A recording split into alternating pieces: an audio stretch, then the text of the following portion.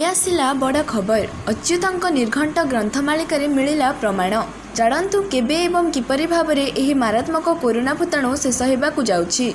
संपूर्ण सूचना जानिबा पूर्वरु आपनकु गोटिए request आपनक सांगमानकु WhatsApp रे वीडियो शेयर करंतु जहाद्वारा सेमाने भी जानि परिबे।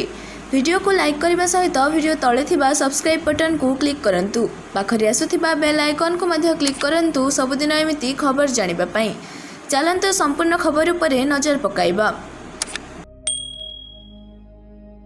जदिओ आमे वर्तमान एक अत्याधुनिक अस्त्रशस्त्र दुनिया रे बंचीचु तथापि आमे आमर पूर्वपुरुष मानकर कथा तथा भविष्यवाणी को केबे हेले अवहेला करि परिबा नाही।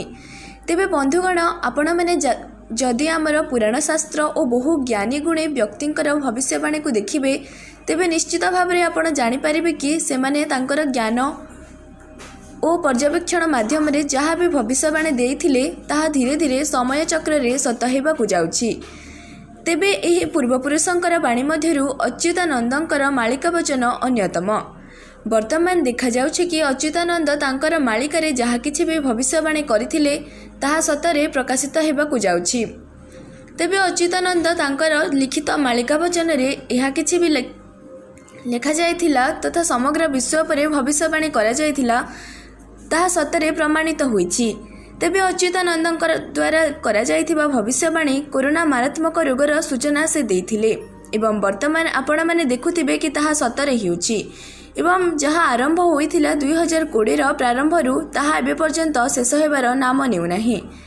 तेबे एही परिस्थिति रे समस्तक मनरे एक प्रश्न कि कौन जदि अच्युतानंद महापुरुष तांकर भविष्यवाणी रे कोरोनार प्रकोप कथा कुहा जाइछि तेबे कौन केउठारे भी लेखा जाय नाही कि किपरि भाबरे ओ केबे एही मारात्मक कोरोना भूताणुर विनाश हेबो।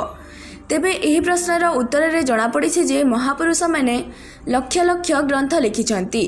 तेबे एही लक्ष लक्ष ग्रंथ मानक मध्यरु एक ग्रंथ रे एही कोरोना मारात्मक रोगर अंत बहुत शीघ्र होइजिबो बोली कुहा जाइछि। तेबे अच्युतानंदंकर एक ग्रंथ रे भविष्यवाणी करा जाइछि जे एही कोरोनार आक्रांत समग्र देश रे भिन्न भिन्न परिमाण रे देखाजिबो, केउठारे अधिक तो पुणी केउठारे कम परिमाण रे देखाजिबो। वर्तमान यह प्राय बहुत द्रुत गति रे आगकू बढ़ुछि जहाँकि आउ किछि दिन मध्य रे थमिबाकू लागिबो। अच्युतानंद लिखिछंती जे एही महामारीर प्रभाव रे सबु राज्य प्रभावित हेबो किंतु जगन्नाथंकर क्षेत्र बहुत कम प्रभावित हेबो। बंधुगण आशा करुछु आमर एही वीडियो आपनकू पसंद आसीथिबो। जदि पसंद आसीबो तेबे लाइक एवं शेयर करबाकू भूलिबे नाही। दैनंदिन घटुथिबा घटनार खबर सहित अपडेट रहबा पई आम चैनल को सब्सक्राइब करंतु। धन्यवाद।